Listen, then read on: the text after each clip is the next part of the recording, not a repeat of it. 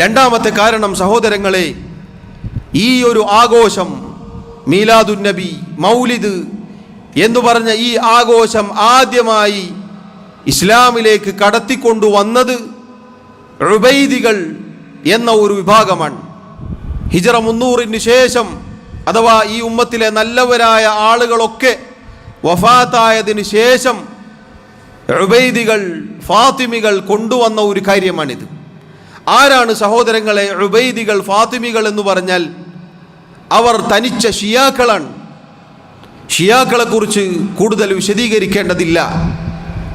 അവരാണ് ഈ ആചാരം ആദ്യമായി കൊണ്ടുവന്നത്. നബി സല്ലല്ലാഹു അലൈഹി വസല്ലമയുടെ മൗലിദ് മാത്രമല്ല, അവർക്ക് ഫാത്തിമ മൗലിദ് ഉണ്ടായിരുന്നു, അലി റളിയല്ലാഹു അൻഹുവിൻ്റെ പേരിലുണ്ട്. അതുപോലെ പലരുടെയും പേരിൽ അവർക്ക് മൗലിദുണ്ട്, ജന്മദിനാഘോഷങ്ങൾ ഉണ്ടായിരുന്നു. അപ്പോൾ അവരാണ് ഇതിൻ്റെ നേതാക്കന്മാർ. ചോദിക്കട്ടെ, ഷിയാക്കളാണോ പ്രിയമുള്ളവരെ അഹ്ലുസുന്ന വൽ ജമാഅ എന്ന് പറഞ്ഞാൽ?